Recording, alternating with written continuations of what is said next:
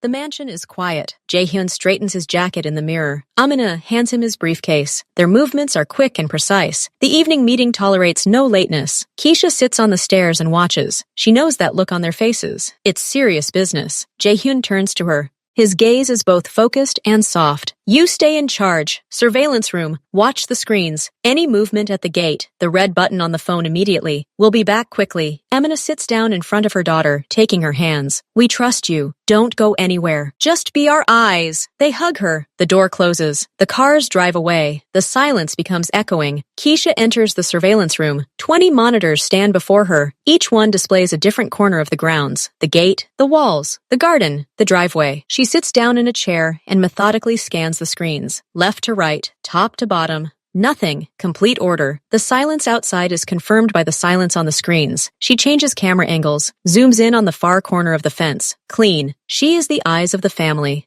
She is carrying out orders. Time drags on. There is a photograph on the table. They are all together. Happy. It gives strength. Keisha's stomach rumbles. She remembers the pie in the kitchen. A sweet snack beckons. All is quiet on the screens. Just for 5 minutes. She stands up, takes one last quick glance at the wall of monitors. 20 calm images. Okay. She steps out into the hallway, leaving the door ajar. Her footsteps echo in the empty house. She thinks of whipped cream and berries. Just a couple of minutes. What could happen? Keisha has already stepped out into the hallway, but something makes her turn around. Habit. Rule. She peers through the half-open door of the observation room with one eye. Her gaze glides across the monitors. The same 20 calm images. She's about to look away, but at the last moment, a shadow flickers across one screen. A quick, sharp movement. Not a bird, not a tree branch. Something large. By the eastern wall, Keisha's heart skips a beat, then starts pounding so hard it rings in her ears. The whole pie is instantly forgotten. She takes 2 steps into the room, her eyes never leaving the screen. The silence around her becomes oppressive, ringing. The shadow disappeared. Maybe it was her imagination, a trick of the light, but everything inside her tightens into a cold lump. She doesn't move, holding her breath, and stares only at that one monitor. In the lower right corner, camera number 12, east wall, a section hidden by overgrown ivy, and the shadow appears again. Clearer, more defined. This is not one movement. There are several. People. There are 3 of them. Perhaps 4. They are dressed all in black, thick clothing that blends into the evening twilight. Their faces are hidden by masks or hoods. They move as one, quickly and silently, like shadows. Keisha watches as the first of them, the most agile, runs up to the wall.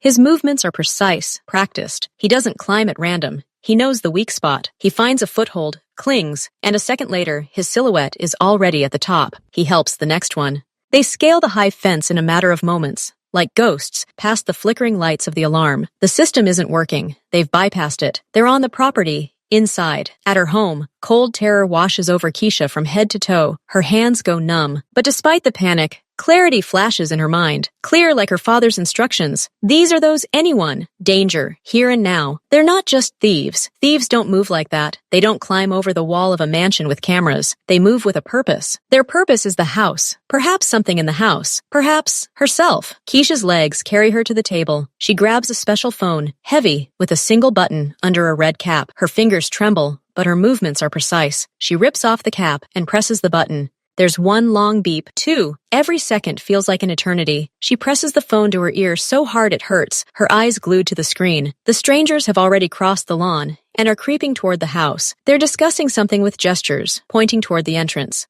Dad, she whispers hoarsely when the phone finally clicks. Keisha! Jaehyun's voice was steely, composed, without a hint of question. He'd already figured it out from the call itself. There are people here. She forces out the words, trying to speak as clearly as he once taught her. Her voice breaks, but the information is clear. At the eastern wall, they're already inside the compound. 3 of them, in black. Their faces are invisible. A short pause. On the other end, a car makes a sharp turn. The roar of an engine picking up speed. Good. We're on our way. Very quickly. Turn on the exterior lights. Lock all the interior doors. And find a safe place. Hide. We're on our way. The connection is lost. The order has been given. We're on our way. Those aren't just words. They're a promise. But he also said, hide. That means time will pass before they arrive. A few minutes. Those few minutes are now her battlefield. Keisha hangs up. She looks at the screen. The first of the men in black is already at the main door, pressing something against the lock. She has no time to hide. She only has time to act. The fear is still there, a prickly lump in her throat, but it recedes, giving way to another feeling, a burning, clear decision. This is her home. They are waiting for her. She won't just hide. She will fulfill the other part of the rule. Delay the threat. At any cost. My father's voice on the phone isn't just words. It's a command forged of steel. It doesn't waver. Every syllable is absolute clarity and cold determination. We're already on our way. Very quickly, these words fall into Keisha's mind like heavy, reliable anchors. They leave no room for doubt. Help is coming. She has support. Turn on the outside lights. Lock all interior doors. His instructions are swift and precise. He mentally runs through the house, knowing every crevice. Lighting will blind intruders, slow them down, and make them targets for cameras. Locked doors will create barriers, wasting time. And find a safe place. Hide. The final command, logical. The only correct one from an adult's perspective. End the conversation. Execute. Save yourself. The connection is lost. His voice still rings in my ears, but an oppressive silence falls over the room, broken only by the soft hum of the servers. On camera #1's screen, the man in black is already working on the main door lock. Something flashes in his hands. Keisha stands in the middle of the observation room. Her body wants to obey her final command. Hide. Her legs are ready to run deeper into the house, to a secret closet, or to the second floor, but her gaze is glued to the monitor. She sees the door outside trembling slightly. There's no time to find shelter, to lock the many doors. They'll get in first.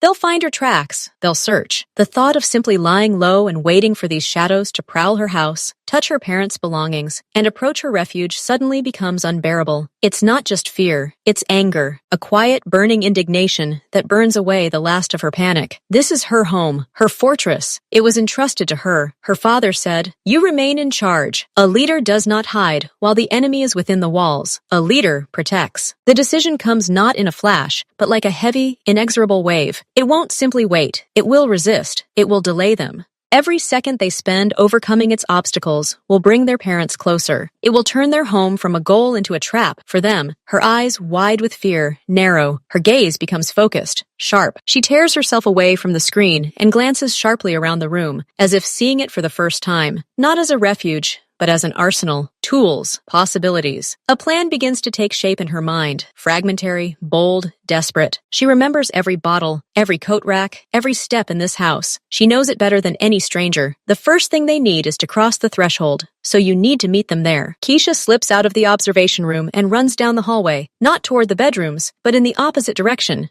To the kitchen. Her sneakers slap silently on the hardwood floor. She opens the door under the sink. There, among the cleaning supplies, sits a large canister of vegetable oil. She grabs it with both hands. It's heavy, almost full. Dragging her back to the main hall is a task. She clutches the canister, clutches it to her chest, and runs, stumbling but not stopping. Along the way, her gaze falls on a camera in the corner of the hallway. The small screen already shows. The main door has given way. It's open a centimeter. The seconds are running out. She bursts into the spacious hallway before the front door. The floor is dark, polished to a mirror shine, a perfect surface. She rips the lid off the canister. The smell of oil hits her nose. Without thinking, she tilts the heavy container and begins pouring. A golden, viscous liquid spreads in a wide puddle across the dark wood just in front of the entrance. It spills every last drop, creating a long, wide, and deadly, slippery area. The canister crashes to the floor. Keisha jumps back into a clear patch. She looks at her creation. At first glance, it's just a wet spot in the semi-darkness.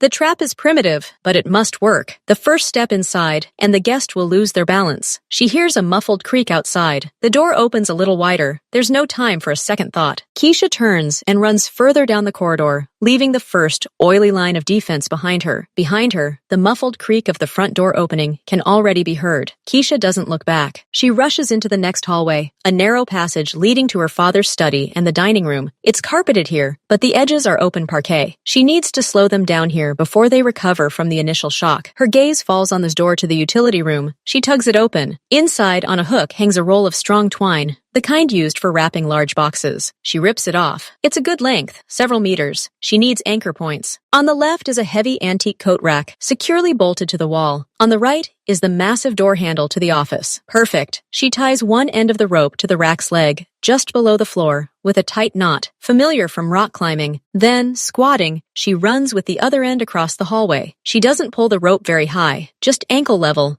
She wants it to be out of sight in the dim light. She ties the other end tightly to the door handle, leaving a little slack. The rope itself is dark, blending into the shadows. It won't stop her. It will trip her. It will make her fall, lose her momentum, maybe even hurt herself. Every second counts. The first sound comes from the hall, a dull thud, a short curse muffled by the mask. The first trap has sprung. They're already in the house, so their next step is a search. They'll go through the hallways, open doors. They need one more surprise right at the entrance to the next area. Keisha rushes to the kitchen. There, her hands find a lightweight plastic bucket under the sink. She shoves it into the large sink and turns on the cold water tap. The water gushes out, filling the bucket with a deafening roar that seems impossibly loud to her. She turns off the water, barely able to lift the heavy bucket. Her target is the door between the walk-in closet and the guest room, which they'll probably check. The door opens inward. Keisha enters the walk-in closet and places the bucket on the floor. She needs support. She stands on a stool, grabs the bucket, and lifts it with great effort. Water splashes, soaking her sleeve.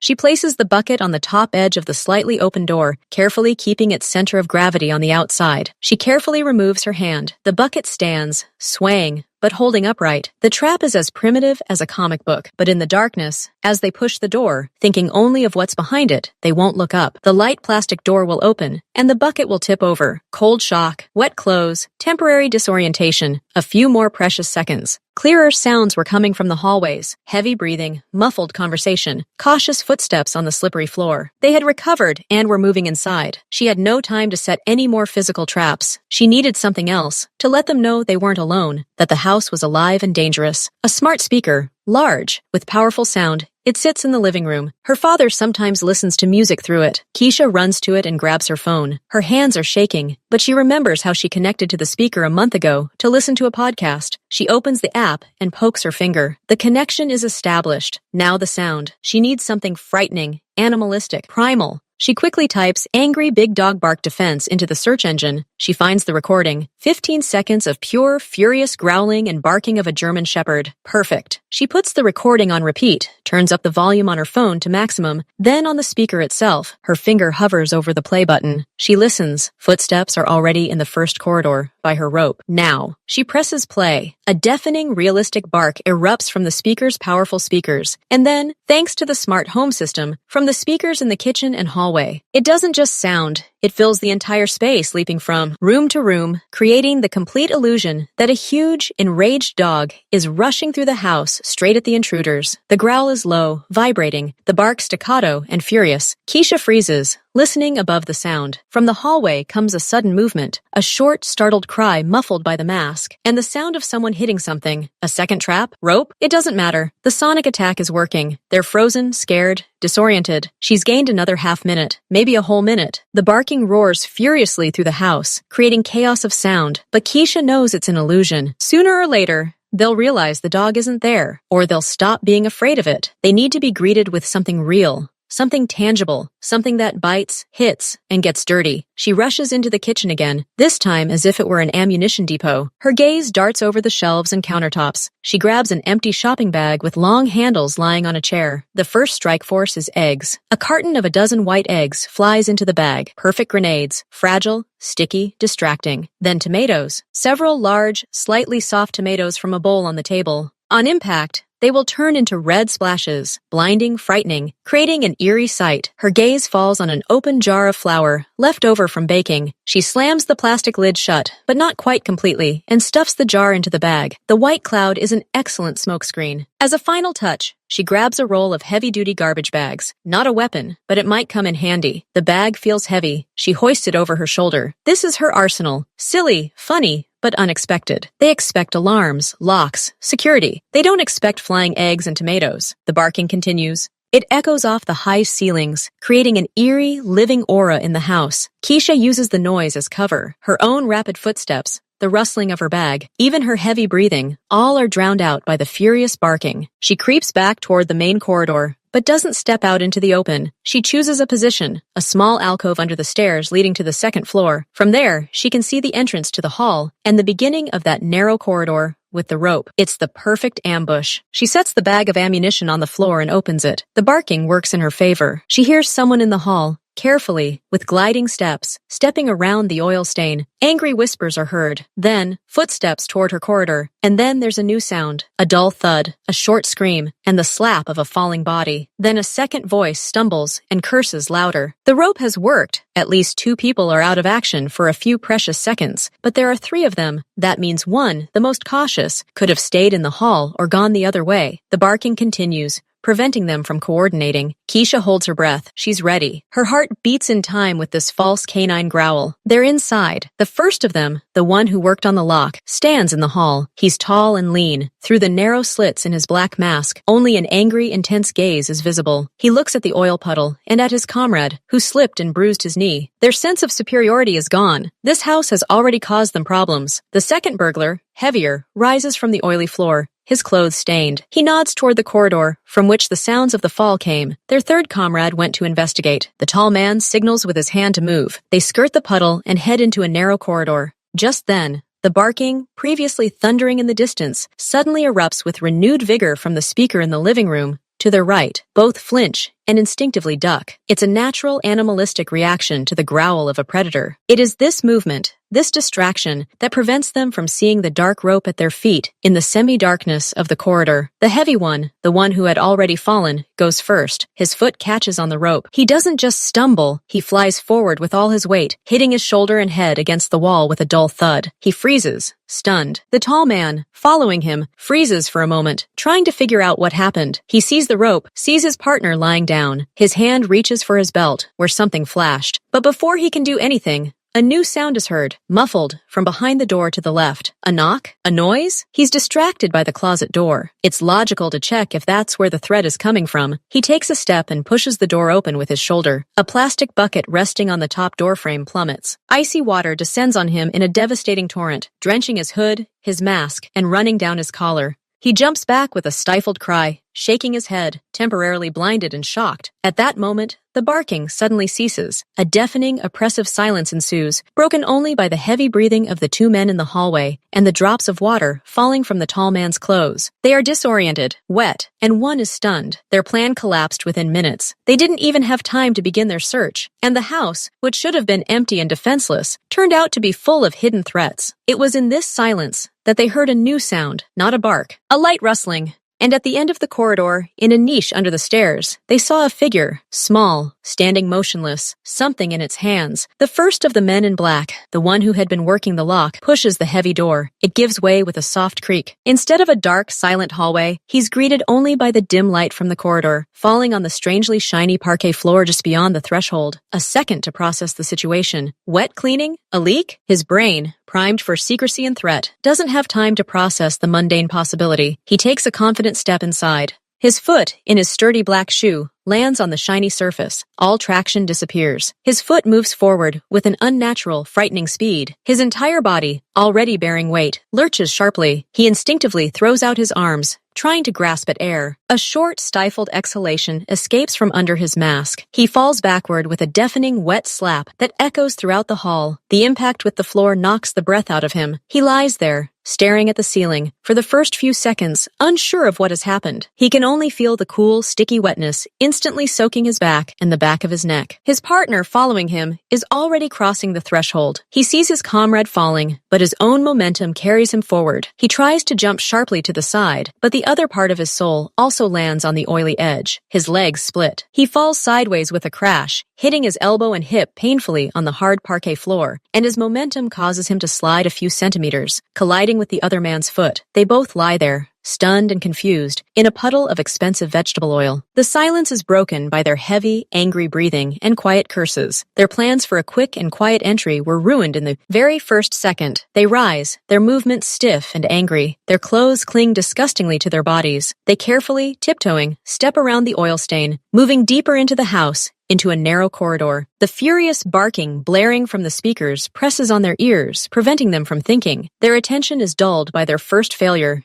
and the aggressive background noise. The first, heavier man walks ahead, hurrying out of the cramped space. His eyes scan the walls and doors, searching for threats, cameras, movement. He doesn't look down. In the dim light, the dark twine, stretched a few centimeters above, the floor is completely invisible. His foot steps directly onto the rope and overshoots it. As he shifts his weight, the rope tightens, abruptly stopping his foot's progress. His upper body, driven by inertia, continues to move forward. A complete loss of balance. He doesn't just stumble, he flies. With a dull, heavy thud, his body slams into the wall, shoulder first, and his masked head first. He collapses to the floor, stunned, mumbling something incoherent. The second, taller one, freezes 2 steps behind. His brain registers a fall, but the cause is unclear. He stops abruptly, crouching into a fighting stance, his hand flying to his belt. He looks at this prone man, then forward, searching for wire, a sensor, anything. He sees a rope. Simple twine. Humiliation hits his head harder than fear. They were stopped by a child's trap. He takes a cautious step over the rope and his comrade's body, his nerves taut as strings. He is no longer just a trespasser. He is cornered by irritation and wariness. Every next step is a test. The tall man notices a door on the left. It's ajar. There's no barking coming from behind it. It's quiet. A logical place to hide,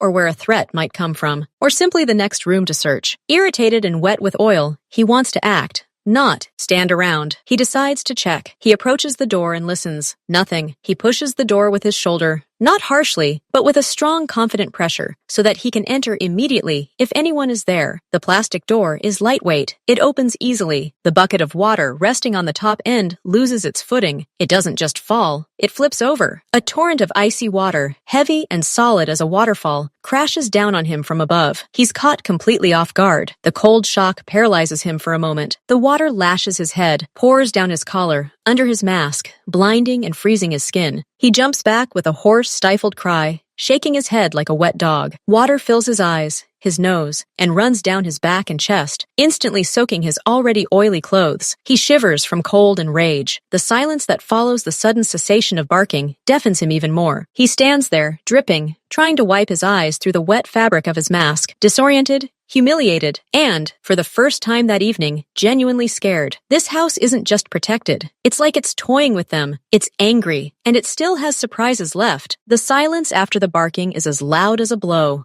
You can hear every gurgle of the tall burglar's wet breath and the groan of his stunned comrade against the wall. In this silence, Keisha's footsteps resound loudly as she emerges from the alcove under the stairs. She doesn't sneak, she steps out. The bag of groceries hangs heavily over her shoulder. She sees them. One is on the floor, stirring, trying to get up, his movements slow and uncoordinated. The other is wet, hunched over, wiping his face. They look at her, through the slits in their masks. First bewilderment, then cold realization. A girl, alone, the one they might have been looking for. Fear grips Keisha's throat like an icy hand. But she sees the oil on their clothes, sees one of them clutching their shoulder. They've already been defeated by her traps. They're not all powerful. She stands between them and the heart of the home. She is the promise made to her parents. Her hand reaches into her bag. Her fingers touch the smooth, cool shell. She doesn't scream. She speaks clearly, her voice trembling, but it rings in the silence. Get out! The first egg flies in a short, sharp arc. It's not meant to wound. It's meant to shock. It hits the tall man in the middle of the chest. There's a dull, rich pop. The yolk and white splash across the dark fabric, spreading into a grotesque, sticky mess. The tall man flinches in surprise, looking down at the stains. His brain refuses to comprehend. An egg? Keisha already has a second one in her hand. She throws it at the one on the floor, who has just risen to his knees. The egg hits his masked forehead. The shell shatters. Sticky goo flows into the eye slits. The man screams and stumbles back, blindly running his hands over his face. Now it's the tomato's turn. Keisha grabs one. It's heavy, soft. She throws it with all her might. The red tomato hits the wet tall man in the shoulder and smears across his jacket, adding scarlet splashes to the water oil egg mixture. The second tomato flies at the first, hitting him in the neck. Cold, slimy flesh runs under his collar. They don't attack. They're frozen in a state of complete cognitive dissonance. They were trained to resist, to overcome security, to confront. They weren't taught what to do when groceries from the supermarket are flying at you. It's absurd. It's humiliating. It's frighteningly effective because it paralyzes the will for seconds. Keisha watches as the tall man, gritting his teeth in rage, takes a sharp step forward, finally overcoming his shock. His hand reaches for his belt again. There's no time for another tomato. She reaches into her bag and pulls out a jar of flour. The plastic lid is closed, but not fully secured. She clutches the jar to her chest and rips the lid off with her fingers. He is already 2 steps away, his hand snatching a short, heavy baton from his belt. Keisha,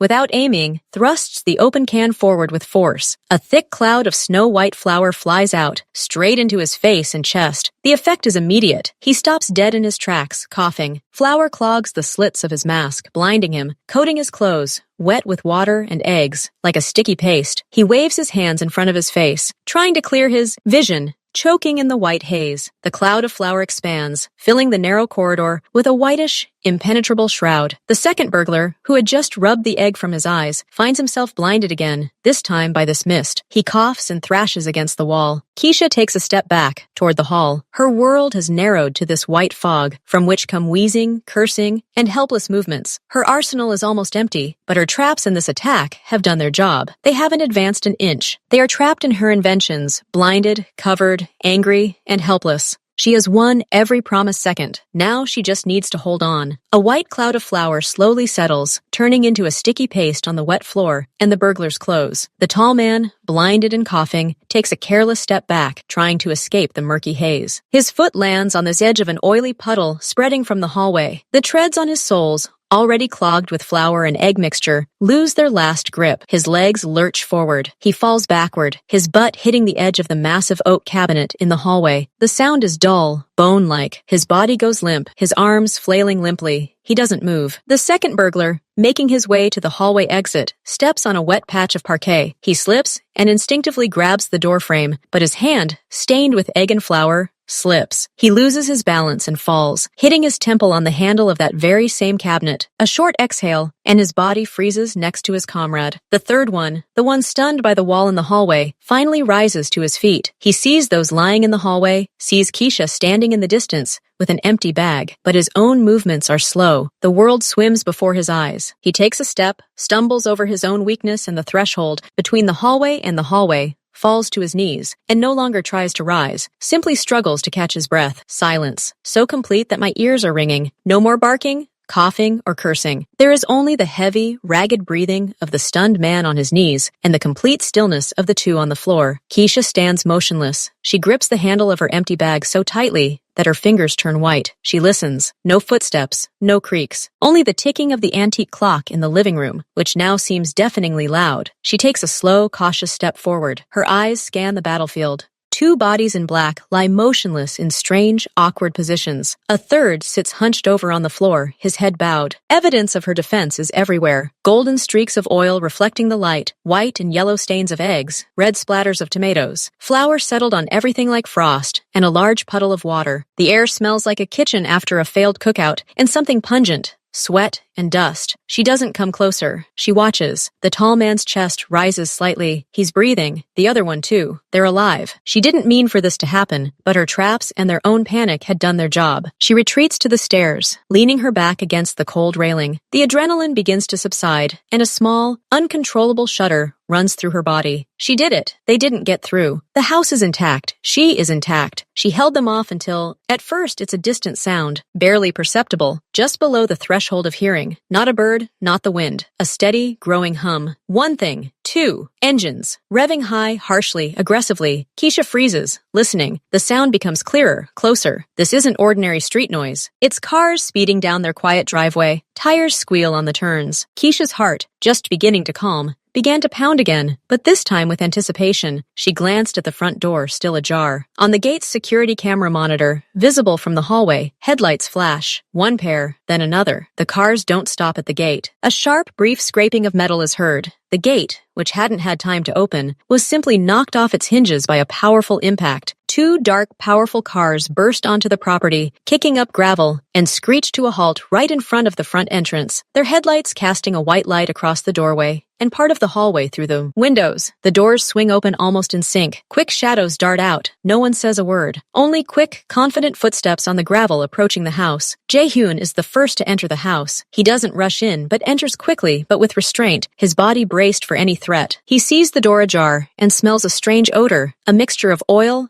eggs, and dust. His hand is already at his waist, his gaze scanning the room in a split second, and the picture opens up before him in its entirety. His two men in black, who arrived in the second car, are already neutralizing the third burglar in the hallway. But that's not the main thing. The main thing is the hall. The floor resembles a battlefield after a food fight. Two bodies in black, unconscious, lie in puddles of an incomprehensible substance. Oil glistens everywhere. Yellow and red stains are visible, white spots of flour. Water drips from the ceiling, and there stands his daughter, pale, trembling, holding an empty bag in her hand, pressed against the stairs. Amina burst in after him. Her eyes immediately, instinctively, find Keisha. Keisha! Is not a scream, but an exhalation of horror and relief. She tries to rush forward, but Jaehyun stops her with a quick movement of his hand, pointing to the slippery, flooded floor. Amina freezes in the threshold, her eyes darting from her daughter to the fallen people, to the absurd chaos. Her face is a mixture of incomprehension, fear, and shock. This is not the picture she feared to see. This is something surreal. Jaehyun takes the first cautious step, skirting the oil stain. His gaze is already analytical. He sees more than just a mess. He sees an empty oil can against the wall. He sees a dark rope stretched across the hallway. He sees a plastic bucket lying on its side. He sees a flour can. He's putting together a puzzle. Amina, stepping carefully, makes her way to her daughter and hugs her, feeling her tremble slightly. "Are you hurt? Are you okay?" she whispers, checking her face and hands. Keisha shakes her head. She looks at her father. He approaches, his face unreadable. "Keisha," he says quietly, but loud enough to carry through the silence. "What happened?" She takes a deep breath. There's still a tremor in her voice, but the words come out clear as a report. She learned clarity from him. "I saw them on the camera, by the east wall. I called you. You told me to come back quickly. I knew I had to delay them." She points to the floor. "That's oil." "They fell." She nods toward the hallway. "There's a rope there. They tripped." Then she points to the bucket. "Water above that door. It spilled out." Her gaze falls on the smart speaker. "I turned on the bark." Then she looks at the empty bag. "Then I threw what I found in the kitchen at them. Eggs, tomatoes, flour." They slipped again and hit each other. She falls silent. The explanation is complete. Nothing superfluous. Just facts, actions, cause and effect relationships. She doesn't play the hero, doesn't cry. She states the facts. Jaehyun listens without interrupting. His eyes slowly scan the room again, but now he doesn't see chaos. He sees a plan, primitive, desperate, yet brilliant in its effectiveness. He sees how each trap followed from the last, how they worked to slow them down, to disorient them. The oil destabilized them. The rope took advantage of their haste and poor visibility. The water shocked them. The barking created psychological pressure and masked the sound of her movements. The food attack, it was an act of desperate courage, turning them from hunters into blinded, engulfed victims of the absurd. He looks at his daughter, at her pale, serious face. He remembers her frightened but clear words on the phone. He sees now the result of her decisions. She didn't cower in a corner. She didn't simply warn. She engaged a superior enemy and bought him time, won with interest. His stern, stony face softens. A faint glimmer appears in the corners of his eyes. It's not a smile. It's something deeper, respect. Warm, unconditional respect,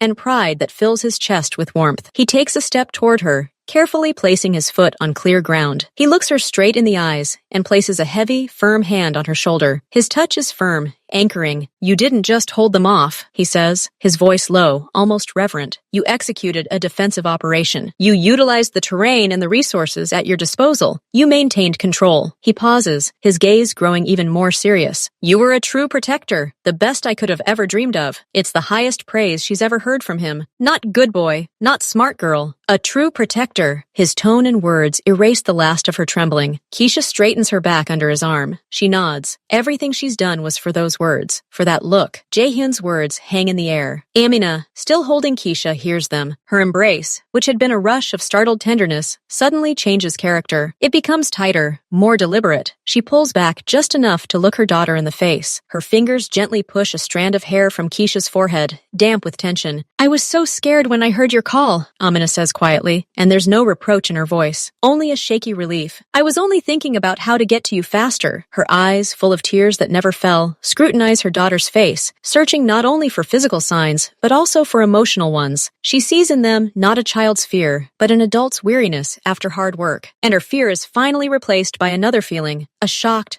bottomless pride. She pulls Keisha back and kisses the top of her head, inhaling the familiar scent, now mingled with the scent of flour. This hug says more than words. "You did it. You're alive. You're our heroine." Jaehyun removes his hand from his daughter's shoulder, but his gaze doesn't break. He nods to his wife, silently conveying that everything is under control. His men have already carried away 2 unconscious burglars, and the third, stunned, is being led by the arms, his head hanging limply. "She didn't just call," Jaehyun says, addressing both Amina and Keisha. His voice is no longer just for his daughter. He's stating a fact. For the entire family, she made a defense plan. She used every second. She acted like a professional in a crisis. He looks at Keisha again. You didn't let fear get the better of you. You thought, and you won. You are the true protector of this house. Her father's words, already spoken now, heard again, and in her mother's presence, take on official weight. It's not just praise, it's recognition. Keisha feels the last remnants of the icy lump melt inside her. Her chin stops trembling. She nods,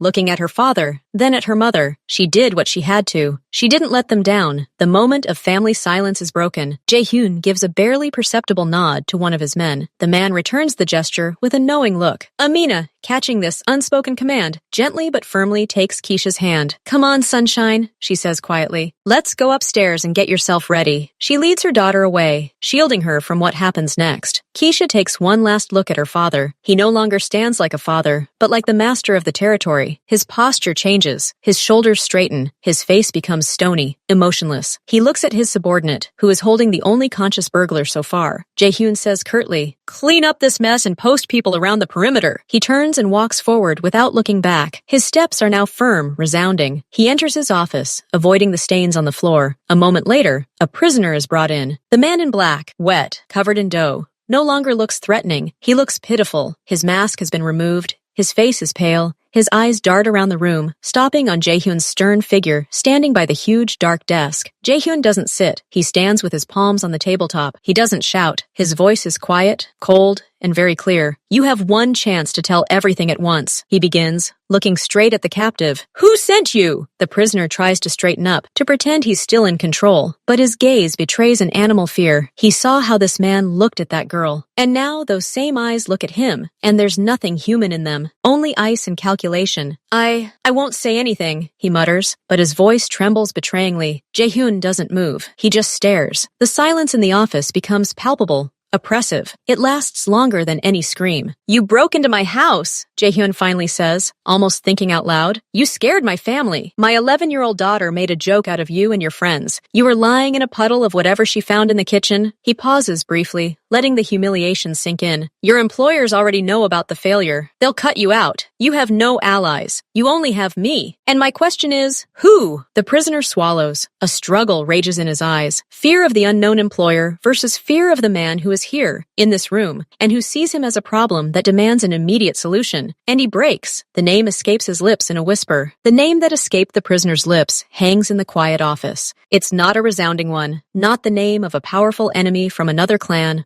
or an influential official. It's the name of a petty, greedy man, a partner in a construction project whom Jae-hyun had turned down a dubious deal a month ago, a man whose ego proved bigger than his wits. He tried to pressure, to threaten through intermediaries. After receiving a polite but firm refusal, he decided on this foolish act. Jae-hyun doesn't even blink. He's found out what he wanted. This information only confirms his suspicions. No large-scale threat, no war. Just a rat determined to bite a lion while it slept, and sending other rats to do it. Details, Jae-hyun demands, his voice still even. How much did he pay? What was the goal? To steal documents? To steal cars? To scare? The prisoner, sensing the first barrier has fallen, gives up the information faster. The goal was an act of intimidation. Break into the house while the owners are away. Wreak havoc, perhaps steal something valuable for the appearance of robbery, and leave. A message. No mention of a specific threat to life, especially to a child. Apparently, even this foolish client wouldn't dare do such a thing outright, but these hounds in black, having entered the house and found the girl there, could act at their own discretion. This thought makes the ice in Jae-hyun's chest tighten even more. He asks a few more clarifying questions about the communication channels, the place where the money was handed over, and the car they arrived in. The prisoner answers,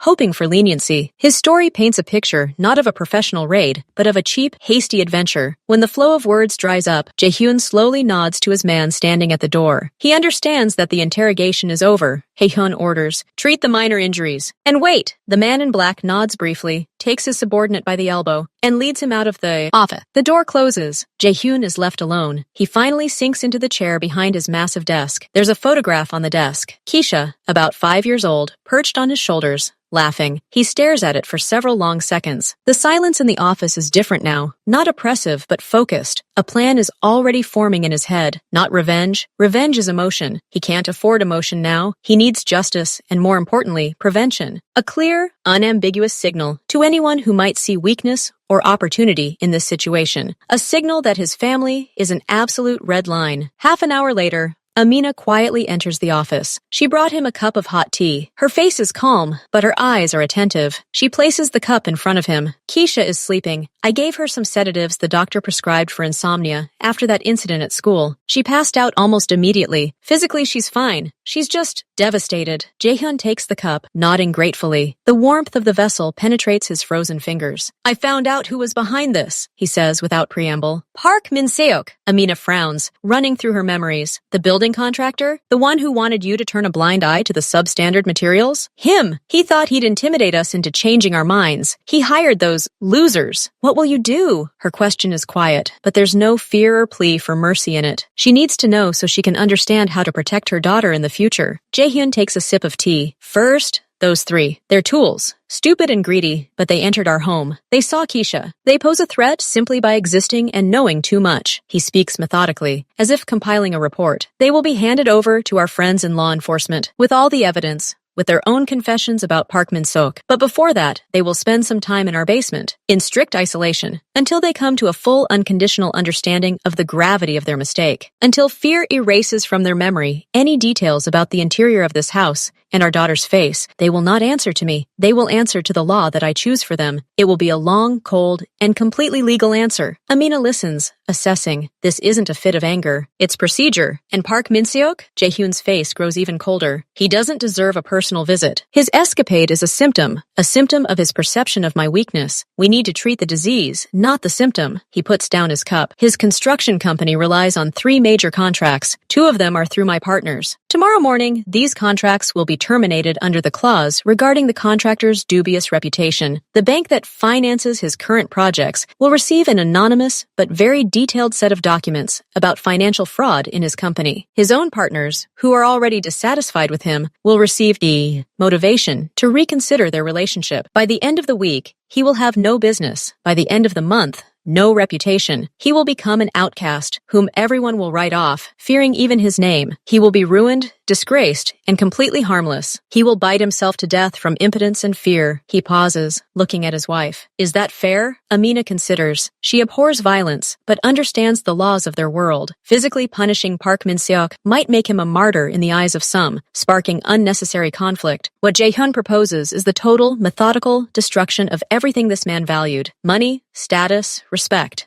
It's more painful, and more importantly, sends a clear message to everyone else. Even the thought of threatening the L family leads to social and financial death. Yes, she says quietly, it's fair. And it's smart. About Keisha, Jaehyun adds, his voice softening to the point of inaudibility for the first time that evening. No one will ever know about her involvement. For everyone, including those 3 in the basement, it was the work of the house's internal security that they didn't account for. She'll remain in the shadows, safe. Amina nods, and a tired smile finally appears on her face. She trusts his calculation. She places her hand on his shoulder. Go tell her something when she wakes up. Not about business. About how great she is. That you're proud of her. Really. I already told you, Jaehyun replies, his gaze returning to the photograph. But I'll say it again. Many times. He rises. The matter has moved from the emotional to the operational phase. Now it's time to give orders. Make calls. Set well-oiled mechanisms in motion. Justice shouldn't be spectacular. It should be inescapable, like a cold, methodical dawn after a restless night. He leaves the office, heading for the place in the house where they are waiting for him to receive. Further instructions. The first order will be to move the prisoners, then a series of phone calls. Park Min-seok didn't yet know that his foolishness today would be the first and last decision of his life that would have any consequences. He will soon understand this. The basement of Lee's mansion isn't a dank, dark dungeon. It's a utility room with white walls, good ventilation, and the bright, relentless light of LED panels. It's punctuated by the low hum of food freezers, the steady hum of the electrical panel, and a silence broken only by these man-made sounds. His men lead 3 captives here to a specially prepared, isolated, windowless storage room. The procession moves silently. The 2 who hit their heads are practically being carried. They're half-conscious, their steps stumbling. The third, the one who testified, walks on his own, but is being led by the elbows. His eyes, accustomed to the dim corridors and the shock of what happened, squint in the bright light. He sees cleanliness, order, and feels the chill emanating from the concrete floor. This cold and order frighten him more than the darkness or the screams. There are no emotions here, only function. The room they're placed in is empty, completely empty. No furniture, no objects.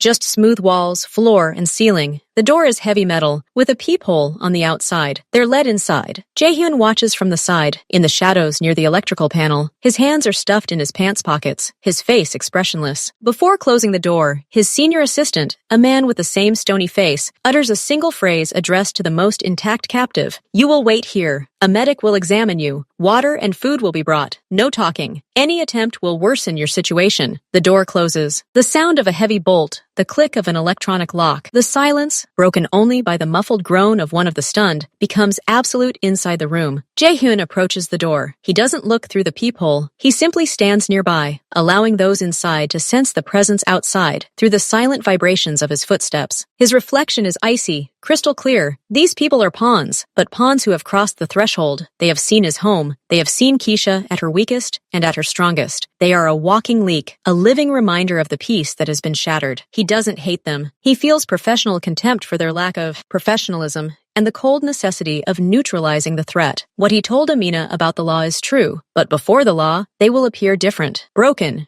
ready to do anything to find themselves within the protection of prison walls, not in this white, cold, silent nothingness. A week here, under surveillance, completely isolated from each other, they will be separated later. With daily, brief, methodical conversations about the irreversibility of their mistake will do the trick. They won't simply testify, they will beg for the opportunity to testify. Jaehyun steps away from the door and nods to the medic waiting off to the side. With a first aid kit, check them out, treat the bruises, provide basic needs. No extra words. The medic, an older man with calm eyes, nods. He's carried out similar tasks before. This isn't about cruelty. It's about control and bringing the situation to a manageable, predictable state. Jaehyun climbs back up to the house. The oil stain on the hallway floor has already been cleaned, but a faint scent still hangs in the air, mingling with the scent of cleaning solution. He passes by without looking at the place. His thoughts are already there, upstairs, where his daughter sleeps, and in that office, where tomorrow the silent, merciless machine of Park Min-seok's ruin will begin. Punishment must be multi-layered, like armor. These three in the basement are the lowest, most basic layer. Keisha wakes around noon. The sunlight filtering through the blinds seems too bright, too normal. She lies in her bed, covered with a soft blanket. The events of the previous night emerge in her memory not as a panicked delusion, but as a clear, almost alien chronicle. Screens, shadows, a bell, oil, rope, barking, eggs, flour, falls, and her father's face, his hand on her shoulder, his words. She goes downstairs. The house smells of ordinary life. Coffee, fresh bread.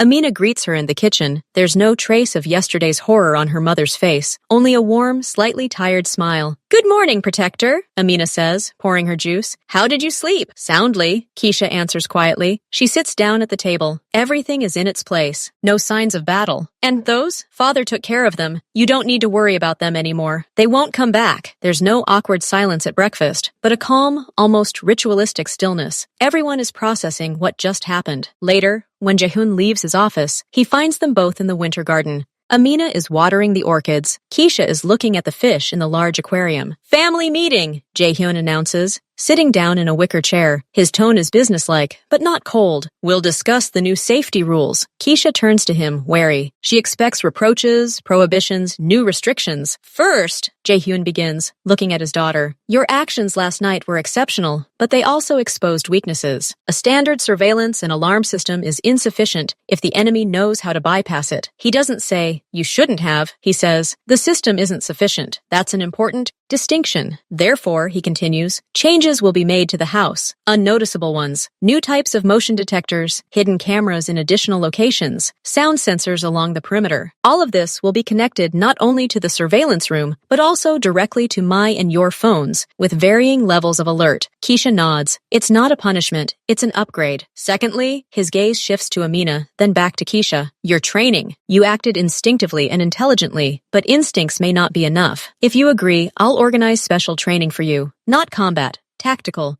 threat assessment, crisis psychology, the basics of safe spatial movement, first aid, so that the knowledge is systemic, not improvised like yesterday. The offer makes Keisha sit up straighter. This isn't about locking her away. It's about giving her real tools. She feels a small spark ignite inside her, the same one that burned inside her the night she planned her defense. I agree, she says clearly. Amina nods approvingly. She doesn't see this as a militarization of her daughter's childhood, but as giving her control over her own safety. Thirdly, Jaehyun pauses briefly, the in case you're left alone plan. There was one. But it was passive. Watch, call, hide. Now it will have an active phase. A special app will appear on your personal phone. One button. It won't just send a distress signal. It will activate specific protocols within the house itself, automatically locking individual doors, distorting the camera feed for outside observers, simulating activity in different parts of the house. You won't just wait for help. You'll manage your defenses at a tactical level until help is on the way. This is the highest level of trust. She's being handed not just a panic button, but a remote control for part of the family's security system.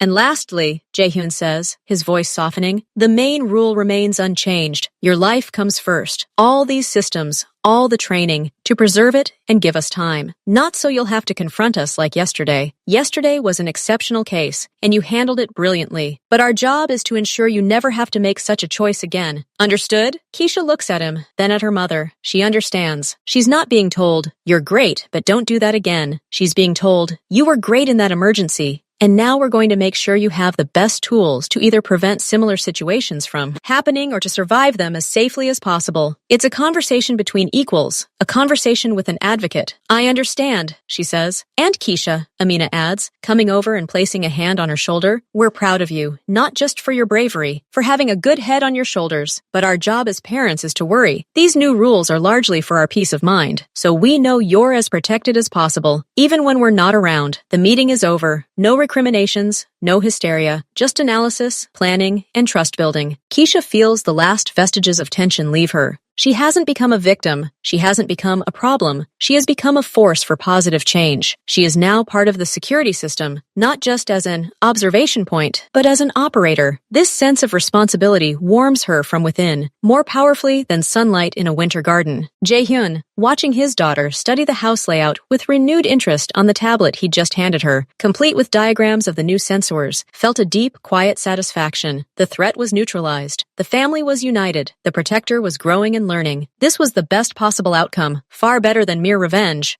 This was a sustainable, long-term solution. A new, unfamiliar rhythm had settled into Elle's house. Outwardly, everything remained as before. Silence, order, the smooth flow of days. But Keisha sensed changes in the very fabric of her world. They weren't loud. They weren't frightening. They were like new, stronger threads woven into a familiar pattern. Every morning after breakfast, she spends 10 minutes in the surveillance room, but now it's not just a routine. It's a system check. Her tablet, linked to her home network, has a special app open with a simplified map of the house and grounds. Green icons indicate that all sensors are functioning properly. She's learned to recognize them. Glass break sensors, motion sensors, with heat signature recognition to avoid triggering a cat or large bird. Vibration sensors on the fence. She doesn't just look at the screens. She compares their angles with the map, mentally marking blind spots, which, as her father explained, are now covered by other hidden cameras. One day, during such a check, a yellow light began flashing on the perimeter. Not red, alarm, but yellow, attention. Keisha's heart skipped a beat, but her fingers instinctively reached for her tablet. She zoomed in on the camera feed at the back gate. It wasn't a shadow. Not a person. It was a large raccoon, brazenly trying to squeeze under the fence. It had entered the motion sensor's field of view. Keisha, following the new instructions, didn't call her father. She sent a false alarm animal signal through the app. A second later, the system's automatic response arrived on her tablet. Status confirmed, response canceled, incident recording saved. She had done it, on her own, without panic. Twice a week in the evenings, an instructor comes to see her. Not a fearsome fighter, but an older, fit woman with a quiet voice and watchful eyes. Her name is Ms. Chan. She doesn't teach fighting. She teaches seeing and thinking. They go over room diagrams, and Ms. Chan asks questions. If you're here and a potential threat appears, how many escape routes do you have? Which path is the least illuminated? Which door in this room opens inward and which outward, and how can you use that? They practice the call algorithm. Not, Dad, there's someone here, but a clear message. Where am I? What am I seeing? What am I hearing? What am I doing? Keisha learns to control her breathing so her voice doesn't shake. She learns how to use the most ordinary objects in the house not to attack, but to create interference, delay, and noise. Her father sometimes attends these classes, sitting in the corner with his laptop. He doesn't interfere. He observes. And when Miss Chan tells him after the lesson, she has an analytical mind and composure in simulated situations, Keisha sees the same flash of silent pride flicker in the corners of his eyes as she did that night. One day at dinner, Amina asked, "Keisha,